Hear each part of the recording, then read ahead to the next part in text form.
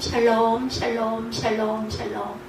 하나님 사랑합니다. 여러분 주 안에서 사랑합니다. 오늘 히브리서 4장 12절에서 16절까지 내용으로 은혜의 보좌 앞에 우리는 나아가야 되죠. 늘 나아가기를 사모하고 늘 나아간다 생각하는데 하나님 보시기에 어떠한지는 하나님만 아실 부분이고 우리 삶에서 그런 모습들이 많이 드러나야 되는데 너무나 연약하고 부족해서 그런 모습이 하나님 보시기에 온전치 못할 때가 거의 99.9% 아니겠습니까?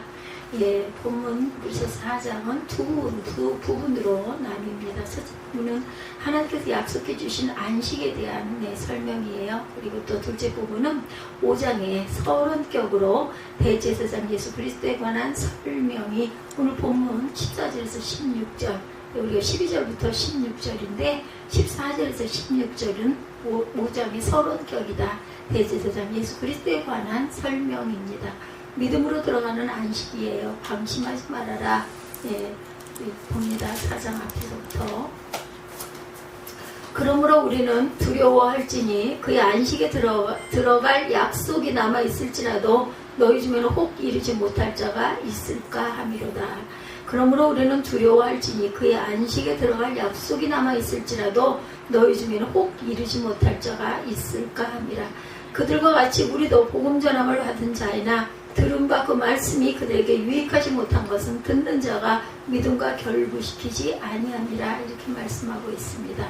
히브리서 기자는 하나님의 안식에 들어갈 약속이 남아있을지라도 너희 중에 혹 그곳에 들어가지 못할 자가 있을까 두렵다 이렇게 얘기하죠. 그러므로 우리는 두려워할지니 그의 안식에 들어갈 약속이 남아있을지라도 너희 중에는 혹 이르지 못할까 있을까 함이라 이렇게 말씀하죠. 그런 자가 있을까 두려워하고 있다. 이 세상에 있는 성도들에게는 배교의 위험성에 늘 상존하고 있어요. 이는 마귀가 믿음을 버리도록 유혹하기 때문이에요. 아까 같은 경우에도 그럼 어쩌라고 마귀가 부추겨요. 그래 온전치 않아 그럼 온전치 않으면 어쩌라고 소리가 나오고 그러면 안 되는데 막 마음에서 화가 일어납니다. 이 모두가 사단의 짓이죠. 집에 가지 않고 늘 교회만 머물러 있던 것도 어쩌면 사단이 그래 거기 있어 거기 있는 게 편하잖아 하고 해가지고 집을 잃어버리게 만든 것도 사단의 계획에 넘어갔겠죠. 음식에 유혹에 온다 할지라도 그거 아무렇지도 않으면 다른 방법을 만들었더라면 좋았을 텐데 그런데 나는 여기가 너무나 조사원이었으니까 하나는 포기하는 게 맞겠죠.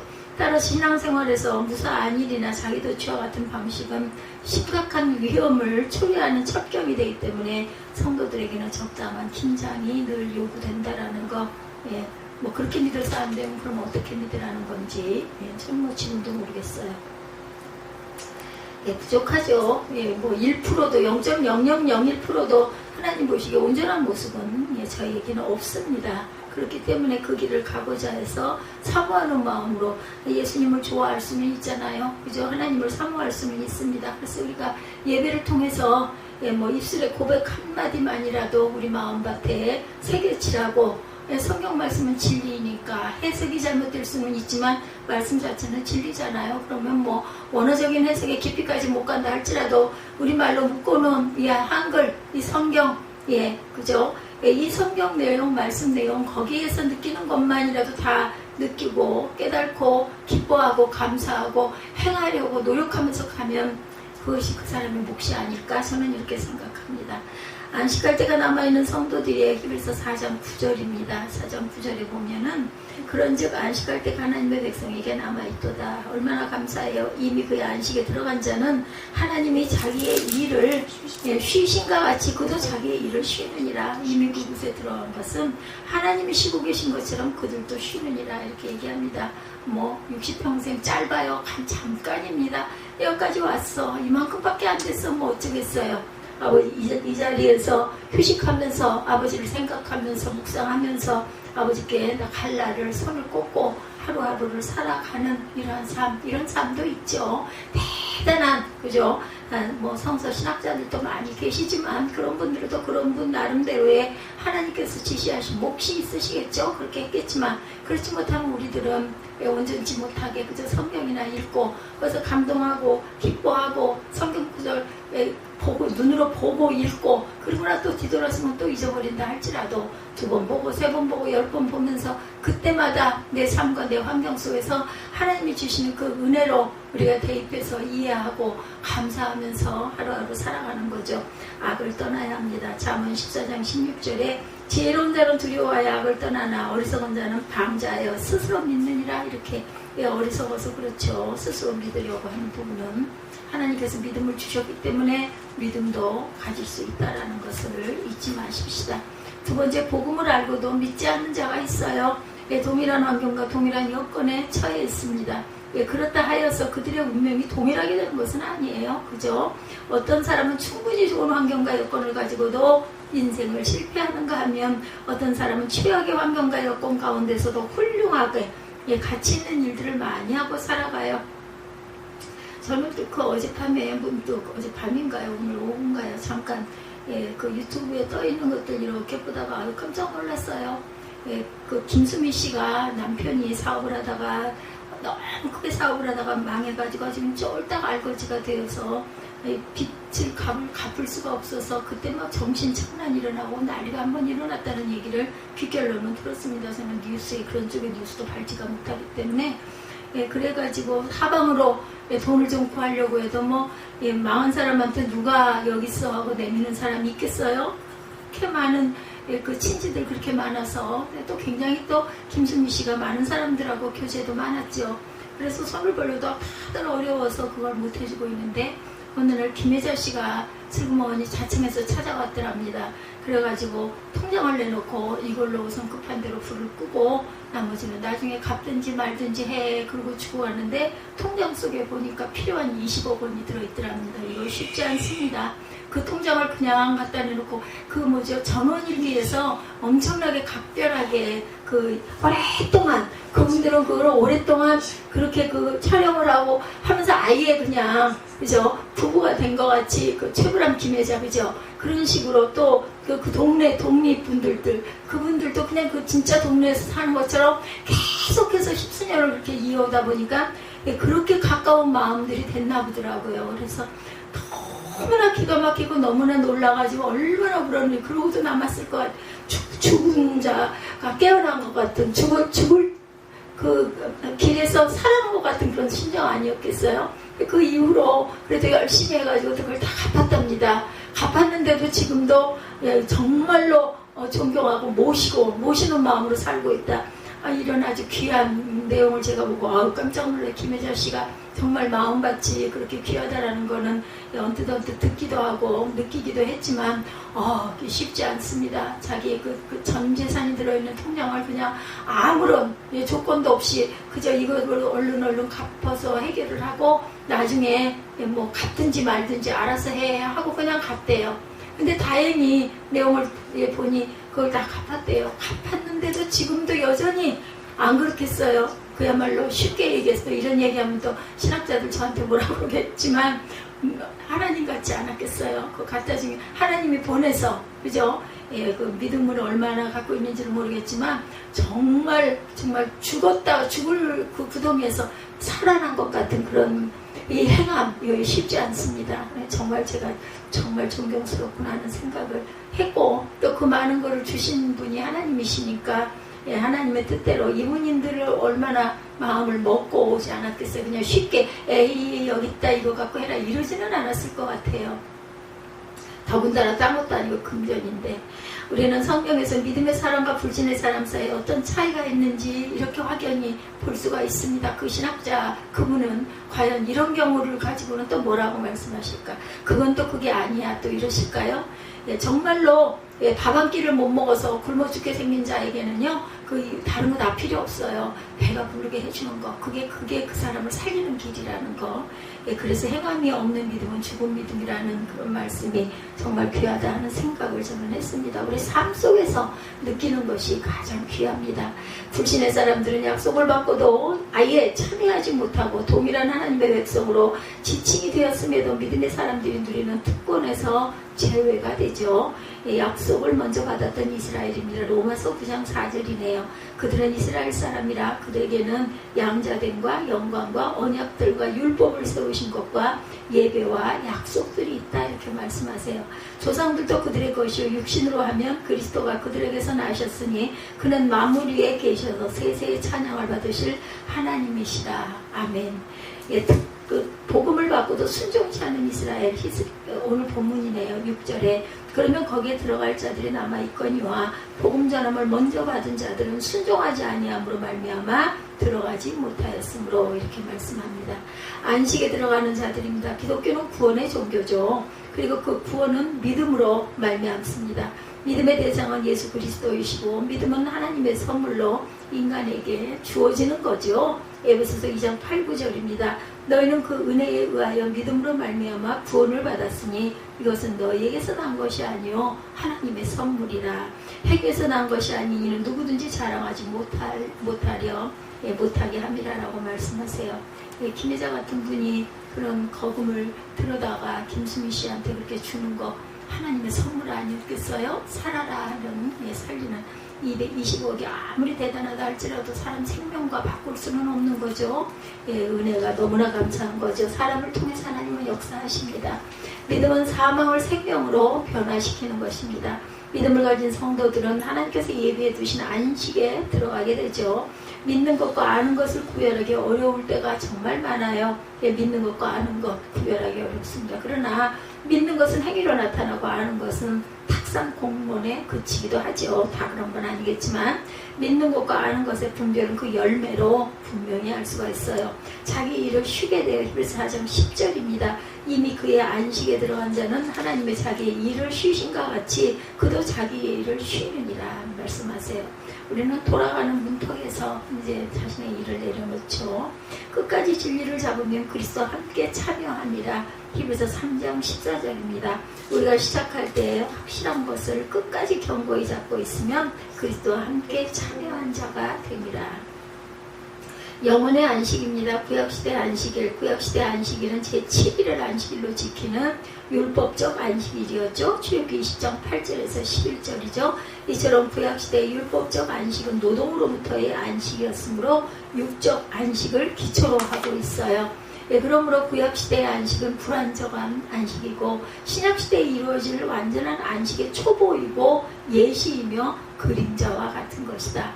하나님은 다윗의 입을 통해서 참 안식의 날이 앞으로 남아있다고 증언하게 하셨어요. 시편 95편 11절입니다.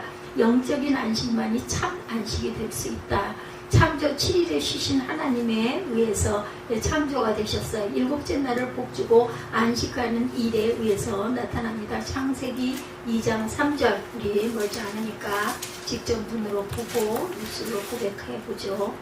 창세기 2장 3절입니다. 3절 하나님이 그 일곱째 날을 복되게 하사 거룩하게 하셨으니 이는 하나님이 그 창조하시며 만드시던 모든 일을 마치시고 그날에 안식하셨습니다. 이렇게 말씀하고 있어요.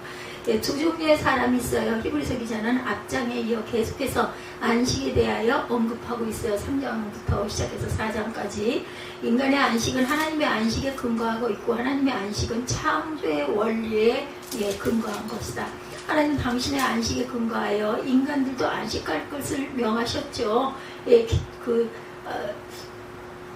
지구상에는 각양각색의 수많은 사람들이 살고 있지만 그들은 모두 하나님의 자녀가 아니면 마귀의 자식이다. 중간은 없어요. 그죠?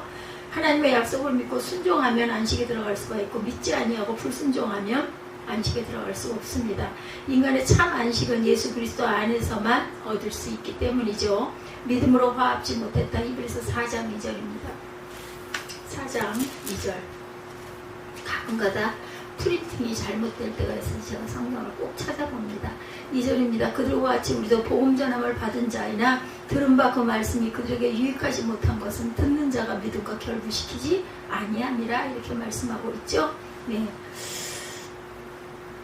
들은 바 그 말씀이 그들에게 유익하지 못한 것은 듣는 자가 믿음과 결부시키지 아니함이라. 말씀을 듣고 그것을 순종해야 된다. 베드로전서 1장 22절이에요. 너희가 진리를 순종함으로 너희 영혼을 깨끗하게 하여 거짓이 없이 형제를 사랑하게 이르렀으니 마음으로 뜨겁게 서로 사랑하라 말씀합니다. 서로 사랑하는 거 아주 중요하죠. 뜨겁게 사랑한다면은 이런 일들이 일어나지가 않겠죠. 하나님의 백성들은 안식에 들어갔어요. 가나안 땅에 정착함으로 이스라엘이 안식을 얻었다고 하면 어째서 다윗이 안식할 때가 아직 남아있다고 하였겠느냐고 히브리서 기자는 말하고 있습니다. 인간의 참 안식에 대한 이 예언은 예수 그리스도의 대속 사역에 의한 사죄의 은총에 의해서 이루어지죠. 이미 안식에 들어간 성도들이나 앞으로 들어갈 성도들이나 하나님의 안식에 들어갈 수 있는 것은 예수 그리스도를 믿는 믿음으로 가능한 일이죠. 왜냐하면 예수 그리스도가 안식의 주인이시기 때문이에요. 예. 가나안 땅을 얻는 것을 뜻하고 있어요. 여호수아 1장 15절입니다. 그리스도와 함께 영광에 참여했어. 히브리서 3장 14절에 말씀합니다. 3장 14절. 우리가 시작할 때 확신한 것을 끝까지 견고히 잡고 있으면 그리스도와 함께 참여한 자가 되리라 이렇게 말씀하죠. 예, 여호수아 1장 15절도 한번 찾아서 보죠. 이게 찾아지지가 않았어요. 여호수아 1장 15절. 이거 봐야지. 실수하면 안 되니까. 15절. 예, 여호와께서 너희를 안식하게 하신 것 같이 너희 형제도 안식하며 그들도 너희 하나님 야훼께서 주시는 그 땅을 차지하기까지 하라. 그리고 너희는 너희 소유지 곧 여호와의 종 모세가 너에게 준 요단 이쪽 해돋는 곳으로 돌아와서 그것을 차지할지니라. 예, 그 땅을 차지하라 이렇게 말씀을 하시죠. 예, 이렇게 하나님께서는 우리에게 귀한 땅을 주시겠다고 너희들이 차지하라 이렇게 말씀합니다. 예, 창세기 2장 3절 아까 우리 같이 읽어봤죠. 예, 말씀과 믿음으로 나아가라고 말씀해요. 그리스도와 함께 영광에 참여하라. 우리가 시작할 때 확신한 것을 끝까지 견고히 잡고 있으면 그리스도와 함께 참여한 자가 되리라. 히브리서 3장 14절. 말씀과 믿음으로 나아가라. 하나님의 말씀의 능력, 하나님의 말씀이 살아있고 운동력이 있다는 히브리서 기자의 증거는 성경을 대하는 우리의 태도에 중요한 영향을 끼치고 있어요. 하나님의 말씀은 능력과 축복의 원천이다 이렇게 얘기하고 있습니다. 네, 4절부터 봅니다. 제7일에 관하여는 어딘가 이렇게 일렀을 때 하나님은 제7일에 그의 모든 일을 쉬셨다 하셨으며 창세기 2장 2절이죠. 또다시 거기에 그들이 내 안식에 들어오지 못하리라 하였으니 그러면 거기에 들어갈 자들이 남아있거니와 복음 전함을 먼저 받은 자들은 순종하지 아니함으로 말미암아 들어가지 못하였으므로 오랜 후에 다윗의 글에 어느 날을 정하여 오늘이라고 미리 이렇게 이같이 일렀을 때 오늘 너희가 그의 음성을 듣거든 너희 마음을 완고하게 하지 말라 하였어요. 이 음성을 듣거든 너희 마음을 완고하게 하지 말라. 만일 여호수아가 그들에게 안식을 주었더라면 그 외에 다른 달을 말씀하지 아니하셨으리라. 그런즉 안식할 때가 하나님의 백성에게 남아있도다. 이미 그의 안식에 들어간 자는 하나님이 자기의 일을 쉬신 것 같이 그도 자기 일을 쉬느니라 말씀하죠. 네, 그래서 우리가 시작할 때 확실한 것을 끝까지 견고히 잡고 있으면 그리스도와 함께 참여한 자가 되리라. 하나님의 말씀이 살았고 운동력이 있다는 히브리서 기자의 증거는 성경을 대하는 우리의 태도에 중요한 영향을 끼치고 있습니다. 하나님의 말씀은 능력과 축복의 원천이다. 하나님의 말씀은 주를 믿는 우리는 물론이고 모든 사람의 삶에 있어서 유일한 척도가 된다라는 거죠. 삶의 척도란 단순한 도덕률이나 윤리적인 규범을 말하는 것이 아니라 그것이 인생의 성패를 좌우하는 관건이 됨을 의미합니다. 하나님의 말씀은 단순히 죄를 지적하거나 정죄하는 율법이 아니고 그것을 믿고 순종하는 성도로 하여금 생명과 구원의 소망을 가지게 한다는 거죠. 예, 생명과 구원의 소망을 가지게 해요. 말씀은 만유의 주인이 밝히시죠. 신명기 10장 14절입니다. 그 말씀은 만유의 주인을 밝히신다. 하나님과 하늘과 모든 하늘의 하늘과 땅과 그의 만물은 본래 내 하나님 야훼께 속한 것이로되. 모든 것은 다 야훼께 속한 거예요. 사람의 모든 걸음도 감찰하시는 하나님이시죠. 욥기 34장 21절입니다. 믿는 도리를 굳게 잡아라. 지금까지 예수 그리스도의 우월하신 인격을 증거하던 히브리서 기자는 이제 승천하셔서 큰 대제사장으로 계신 그리스도에 대해서 증거하고 있어요. 그렇죠? 그러므로 우리가 저 안식에 들어가기를 힘쓸지니 이는 누구든지 저 순종하지 아니하는 본에 빠지지 않게 하려 함이라. 12절입니다. 하나님의 말씀은 살아있고 활력이 있어 좌우의 날선 어떤 권보다 예리하여 혼과 영과 및 관절과 골수를 찔러 쪼개기까지 하며 또 마음의 생각과 뜻을 판단하나니 지으신 것이 하나도 그 앞에 나타나지 않음이 없고 우리의 결산을 받으시리에 눈앞에 만물이 벌거벗은 것 같이 드러나느니라. 그리고 이제는 큰 대제사장이신 예수를 증거하죠. 14절부터 오늘 본문이기도 합니다. 그러므로 우리에게 큰 대제사장이 계시니 승천하시니 곧 하나님의 아들 예수시라. 우리가 믿는 도리를 굳게 잡을지어다. 우리에게 있는 대제사장은 우리의 연약함을 동정하지 못하시리가 아니요 모든 일에 우리가 똑같이 시험을 받으시니로되 죄는 없으시니라. 그러므로 우리는 긍휼하심을 받고 때를 따라 돕는 은혜를 얻기 위하여 은혜의 보좌 앞에 담대히 나아갈 것입니다. 은혜의 보좌 앞에 담대히 나아가야 되겠죠. 오늘 제목이기도 합니다. 지금까지 예수 그리스도의 우월하신 인격을 증거하던 히브리서 기자는 이제 승천하셔서 큰 대제사장에 계신 그리스도에 대해서 이렇게 증거하죠. 믿는 도리를 굳게 잡으라고 권면합니다. 성도는 우리 속에 자신을 유혹하고 괴롭히는 인간의 죄성과 자연성과 경향성, 즉 모든 구습을 믿음으로 십자가에 못 박아 버려야 한다. 성도는 예수 안에서 얻은 새 생명을 매 순간 확인하면서 살아가야만 할 것이다. 믿는 도리의 사도시며 대제사장인 예수라고 히브리서 3장 1절에 말씀하죠. 그러므로 함께 하늘에 부르심을 받은 거룩한 형제들아 우리가 믿는 도리의 사도이시며 대제사장이신 예수를 깊이 생각하라. 하늘로 올라오신 예수죠. 누가복음 24장 51절에 축복하실 때 그들을 떠나 하늘로 올려지시니 이렇게 말씀하고 있습니다. 담대히 보좌 앞에 나아가야 되겠죠. 하나님의 긍휼하심을 죄와 죽음에서 구원받은 인간은 때를 따라 도우시는 은혜를 늘 필요로 합니다. 예수 그리스도로 말미암아 하나님의 자녀가 된 성도들은 하나님의 은혜의 공급으로 계속 성장하지 않으면 안 돼요. 예수 그리스도 안에 계시된 하나님의 긍휼하심을 믿음으로 수용하고 그 은혜의 필요성을 인식한 인간들은 그 은혜의 원천인 보좌 앞으로 담대히 나아가야 되겠다. 빛은 어두움을 내쫓을 수 있는 유일한 능력입니다. 예수님은 참 빛이시죠. 하나님은 긍휼히 여기시는 분이라고 이사야 55장 7절에 말씀합니다. 악인은 그의 길을, 불의한 자는 그의 생각을 버리고 야훼께로 돌아오라. 그리하면 그가 긍휼히 여기시리라. 우리 하나님께로 돌아오라. 그가 너그럽게 용서하시리라.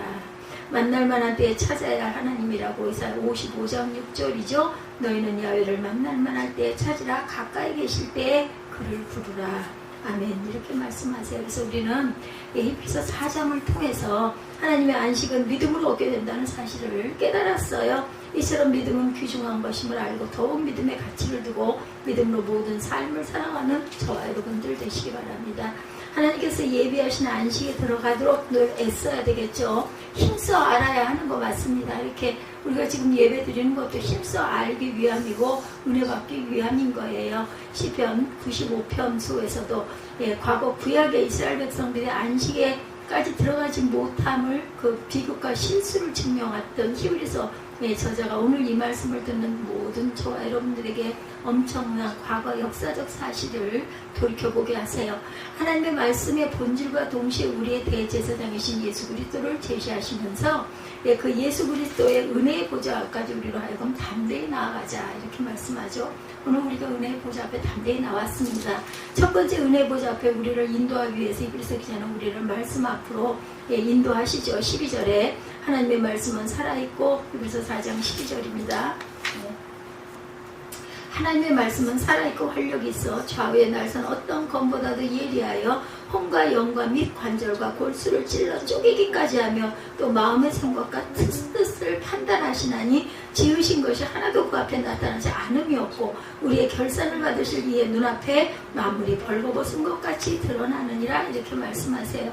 지금까지 구약을 통해서 이스라엘 백성들의 실패를 역사적 사실로 설명한 것이 그것이 단순히 하나의 도덕적 교훈이나 옛날 얘기라는 것이 아니고 그 말씀을 듣는 청중에게 적합한 하나님의 말씀이 저와 여러분에게 구체적으로 나타내 주시기 위한 그 하나님이셔요. 다시 말하면 하나님만 신뢰하는 온전한 크리스찬이 될 것이냐, 하나님과 자기를 적당히 섞어서 적당히 살아가는 크리스찬이 될 것이냐입니다. 특별히 하나님 말씀을 주시면서 이 말씀을 구체적으로 하세요. 구체적인 하나님의 말씀은 어떤 것인가? 살아있는 하나님의 말씀이라는 거죠. 살아있기 때문에 운동력이 있는 말씀, 에너지가 있는 말씀이다. 예리한 쌍날 칼과 같은 칼날 같은 말씀, 혼과 골수와 그 영을 쪼갠다고 말씀하죠. 하나님 말씀은 여러분에게 성령을 통해 여러분에게 주어지는 말씀, 이 말씀은 살아있는 말씀이시고 에스겔 곱제기 죽은 뼈들에게 주신 말씀이 아니다. 하나님의 말씀은 살아있는 말씀, 역사도 철학도 고고학도 문학도 예술도 아닌 실제로 살아있는 하나님의 말씀이라는 거죠. 안식에 들어가지 못하는 사람들의 표적은 성경을 경전처럼 취급하기가 쉬워요. 사람의 성경은 성경의 먼지가 뽀얗게 앉아있는 사람들, 그런 사람들의 성경은 성경을 들고 다니긴 하는데 성경 속에 너무나 깨끗한 사람입니다. 요즘에 뭐 들고 다니지도 않잖아요. 그죠? 놓고 다니죠. 놓고 다녀. 그리고 교회 왔을 때만 열어서 보죠. 근데 뭐 어떤 거면 어떻습니까? 저는 뭐 휴대폰으로 보는 성경 말씀 똑같은 말씀이기 때문에 말씀이 맞기만 하면 저는 어떤 걸로 읽어도 상관없다고 생각해요. 읽어요. 먼저 읽어야지 하나님의 마음을, 은혜의 마음을 단어 하나에서라도 글자 한 글자에서라도 가서 어느 순간 꽂히면 그게 은혜가 되고 관절과 골수와 영혼을 쪼갤 수 있지 않겠나. 우선 눈으로 보고 입으로 시인해서 읽어야 된다고 저는 생각을 합니다. 그래서 저는 그날 그런 생각을 했어요. 보약인데 왜 보약을 싫다고 그러지? 왜 마음이 그런 마음이 오더라. 그런 얘기하면 아마 당신이나 많이 잡수셔야지 않겠어요? 그 마음이 그냥 팍 왔어요. 보약인데 말씀 읽는 게 한 장이라도 더 읽자고 해야 맞는 건데 왜 저렇게 사양할까? 너무나 겸손하네. 그 겸손이 아니죠. 교만입니다. 성경을 들고 다니기는 하는데 성경 속이 너무나 깨끗한 사람, 깨끗해도 괜찮아요. 자주 읽기만 하면 됩니다. 그런 사람들은 자기 경험이 우선인 사람들, 읽기는 해도 자기 생각, 자기 판단력, 자기 경험이 먼저 우선하는 거. 성경의 판단력이 우선하지 않고 자기 판단력, 자기 경험이 더 우선한다는 것.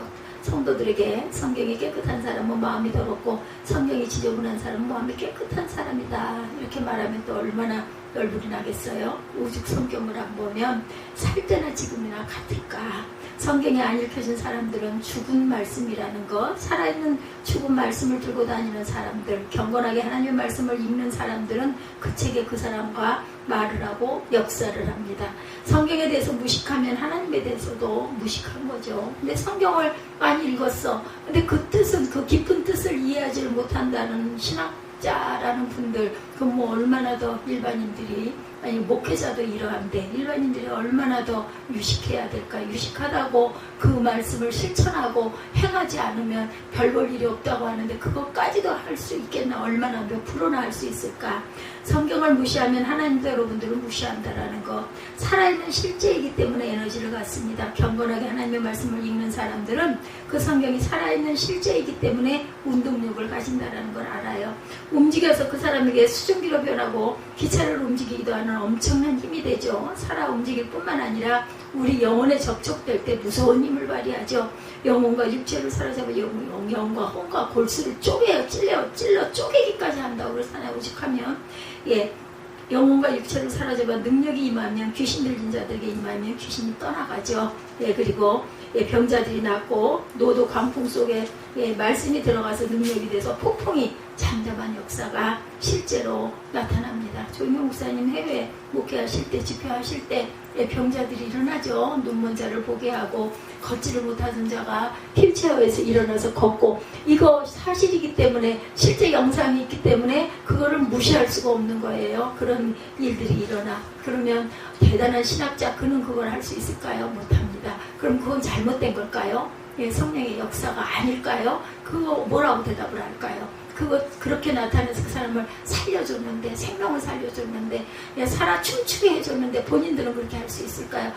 저는 이렇게 생각합니다. 각자에게 주어진, 하나님께서 주신 임무가 있어요. 너는 이렇게 전해라, 너는 이렇게 증거해라, 너는 실제 현장에 가서 이렇게 해서 죽은 자들을 살려내라. 영원히 죽은 자들을, 각자의 분량이 저는 있다고 생각합니다. 그러기 위해서 약간 좀 신학의 관점으로 볼 때 온전치 않고 바르지 않다 할지라도 그 목적을 위해서 하나님의 말씀을 주님 온전하게 전하지 않으면 잘못된 거지만 그 말씀 속에서 행하는 일들의 어떤 그 일반인들에게 편하게 쉽게 다가가기 위해서 그 이렇게 돌려서 좀 이렇게 포괄적으로 얘기한 이런 부분들을 틀렸다 잘못됐다 이렇게 하면은 그러면 안 된다고 생각을 해요.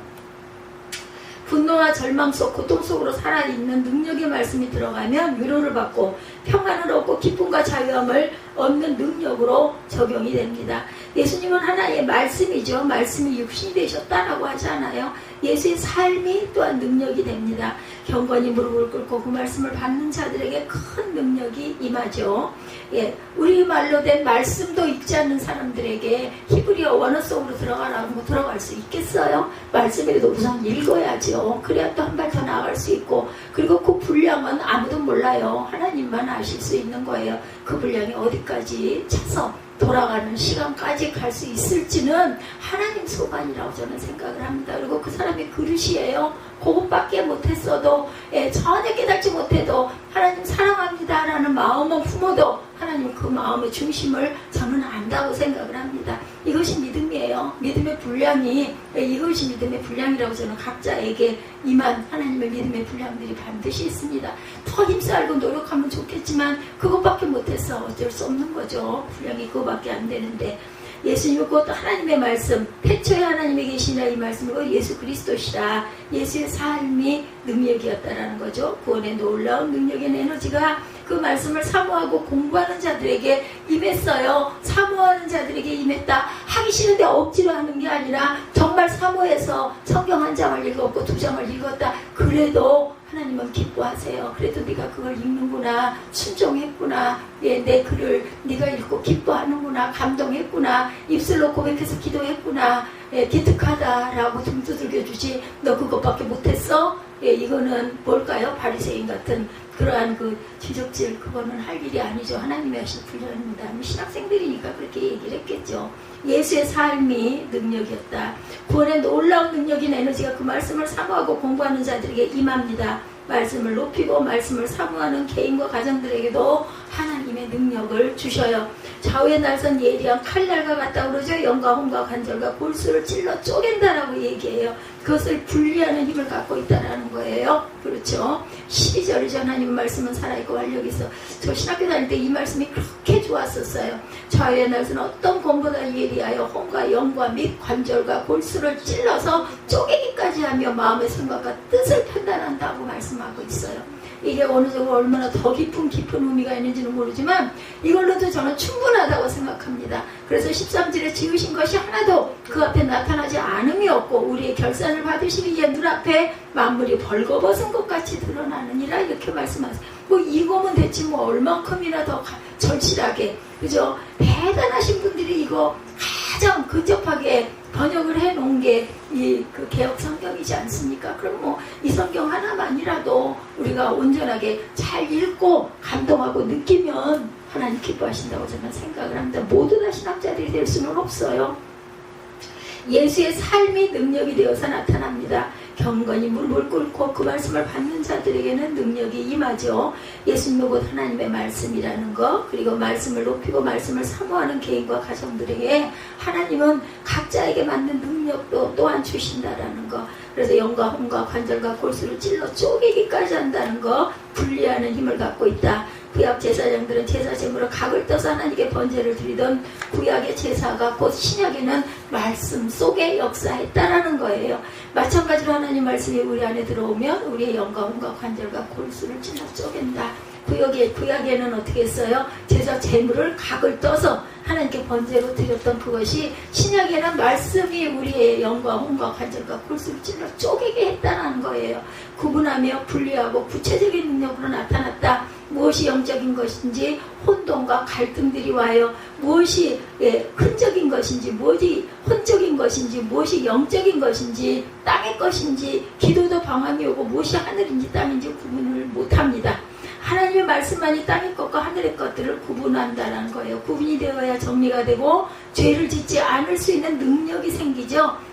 귀신이 떠난다는 것은 분리를 의미합니다. 하나님의 기쁨이 내게 임하면 모든 것이 다 드러나게 돼요. 하나님이 기뻐하시는 것에 것만하게 되죠. 설교 중에 시험 드는 사람들, 설교를 듣는 사람들이 설교나 들으라고 한다고 힘들어합니다. 선포된 하나님 말씀 앞에 내가 백일하에 드러나서 괴로워지기도 합니다. 꼭 나만 나한테 들으라고 하는 소리 같네 이래가지고 시험 드는 사람들 있잖아요. 저도 어린 날도 아니죠. 저는 늦게 하나님의 길로 들어섰기 때문에 40대 50대 그때도 설교를 들으면서 꼭 나한테 하시는 말씀 같네 이래가지고 시험 들었을 때가 있어요. 부끄러웠을 때가 있습니다. 너무나 내가 부족함을 내가 알기 때문에 선포된 말씀 앞에 내가 백일하에 드러나서 괴로워지기도 합니다. 백일하에 드러나는 것이 특징이죠. 13절에 벌거벗은 것 같다로 설명을 하고 있죠. 지으신 것이 하나도 겉에 나타나지 않음이 없고 우리의 결산을 받으시리에 눈앞에 만물이 벌거벗은 것 같이 드러나느니라. 내 마음밭도 내 생각도 벌거벗은 것 같이 드러납니다. 백일하에 드러난다는 것. 하나님의 말씀이 들어오면 내 감추어진 것까지 다 드러나기 때문에 본인은 알지 않아요. 그죠? 놀라운 하나님의 능력이고 예리한 쌍칼날 같기 때문에 드러나 버리기 때문에 무섭고 엄청나고 두렵고 떨려서 감히 하나님의 말씀 앞에 바로 설 자가 없다는 것입니다. 견딜 수 없는 두려움은 우리가 죄인인 까닭이라는 것. 하나님의 말씀 앞에 바로 설 자가 누구냐? 오늘 성경 이 말씀이 예수 그리스도로 연결이 됩니다. 14절에 그러므로로 시작이 되죠. 14절 그러므로 우리에게 큰 제사장이 계시니 승천하시니 곧 하나님의 아들 예수시라 우리가 믿는 도리로 굳게 잡을지어다. 아멘.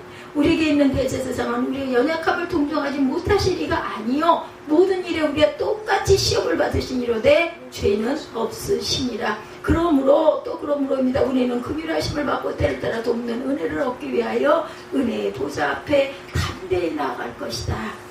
그러할지라도 우리는 하나님의 보좌 앞에 나가야 되죠.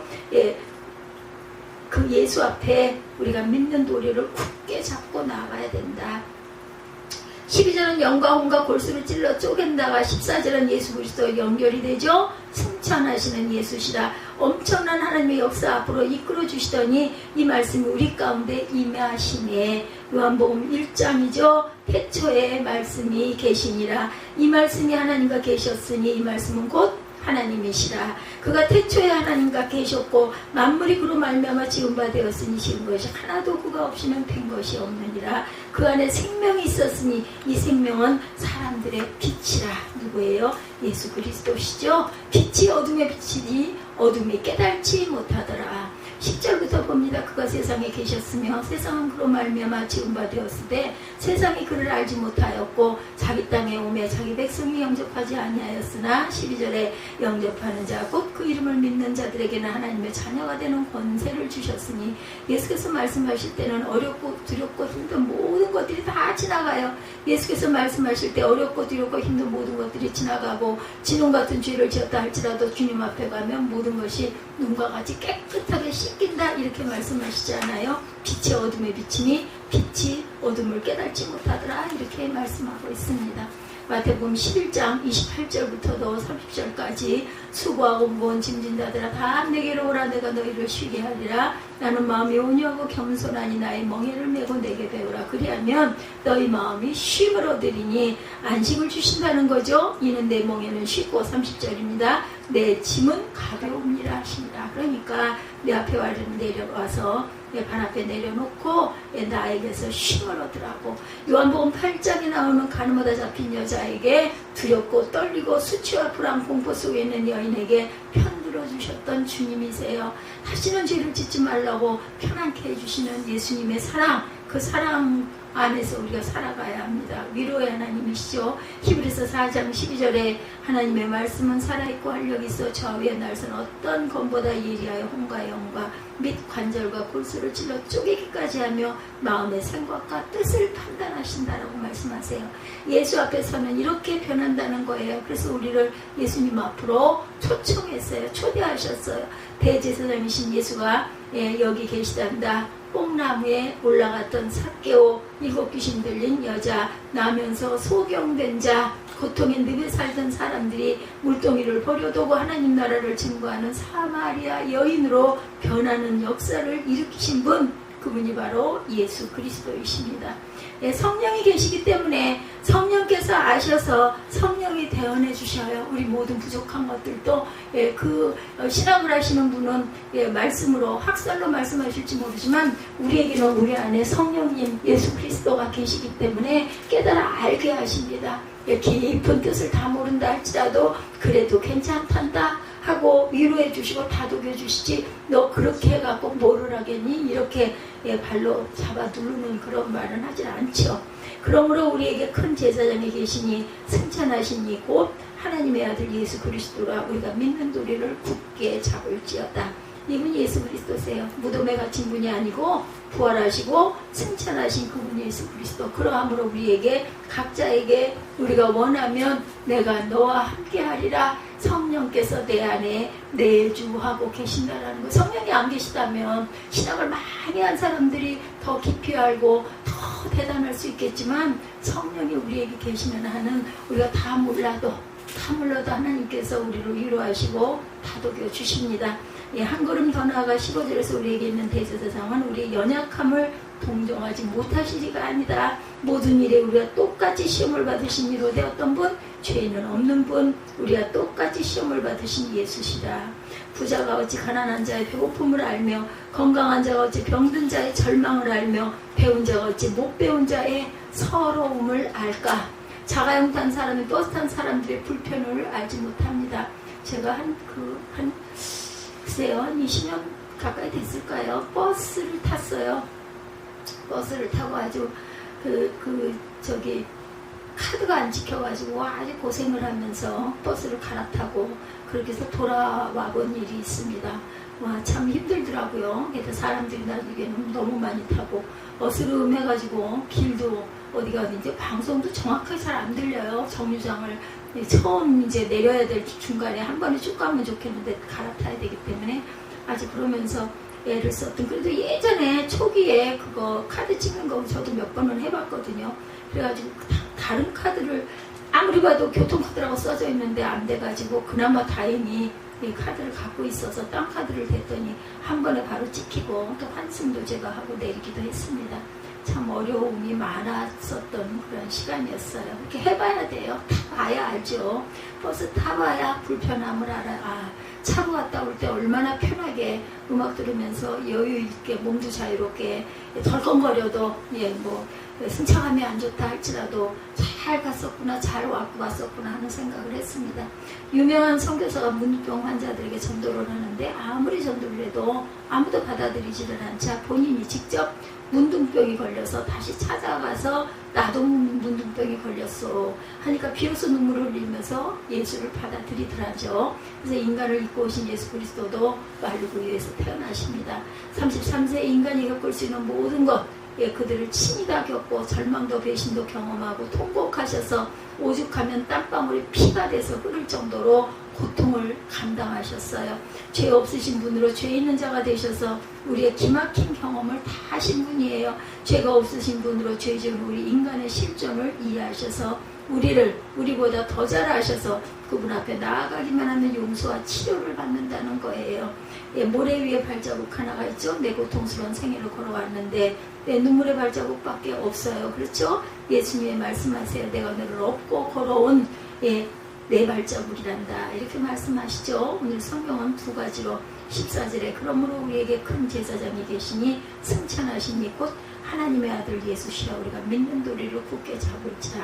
의심하지도 좌절하지도 세상의 일이 너를 고통스럽게 할지라도 환경이 너를 좌절시킨다 할지라도 내가 고백한 예수를 굳게 붙잡아라 말씀합니다. 두 번째는 16절이에요. 그러므로 우리는 긍휼하심을 받고 때를 따라 돕는 은혜를 얻기 위하여 은혜의 보좌 앞에 담대히 나아가자. 보호와 자비와 은총의 상징인 은혜의 보좌 앞에 누구든지 회개하고 돌아올 수 있는 은혜의 보좌 앞입니다. 뭘 많이 알아야 이 은혜의 보좌 앞에 나갈 수 있는 게 아니에요. 우리가 믿음만 가지고 하나님을 의지하고 싶은 마음만 가지고 나아가면 내가 너를 도우리라 하고 다독여 주시고 풀어주시고 안아주시죠. 하나님 앞에 나오는 것을 주저하지 말고 결단하라고 합니다. 자신을 돌아보고 웅크리지 말고 주님의 보좌를 주님이 준비했으니 담대히 내 앞에 나오거라. 그리고 내 모든 짐을 발 앞에 내려놓고 내려서 쉬거라 말씀하시죠. 예, 정말 망설이면 손해라는 것 좀 더 생각하지도 말고 은혜의 보좌 앞에 아무 염려하지 말고 머뭇거리지 말고 나 같은 게 어떻게 아무것도 모르는데요. 그럴 거 없다. 나오기만 해라 하라고 부르세요. 내가 너를 도와줄게. 내가 너와 함께 할게 말씀합니다. 용기를 주시고 생명을 주세요. 예수님은 어제나 오늘이나 영원토록 변함이 없으신 분이죠. 지금도 우리를 고치시고 싸매시는 예수님이 저와 여러분을 말씀 속에서 이렇게 부르고 계세요. 믿는 도리를 굳게 붙잡고 은혜의 보좌 앞에 담대히 나아갈 수 있도록 도와주옵소서 하고 기도하십시다. 우리에게 있는 대제사장은 우리의 연약함을 동정하지 못하시리가 아니요 15절이죠. 모든 일에 우리가 똑같이 시험을 받으시는데 죄는 없으신 분이다.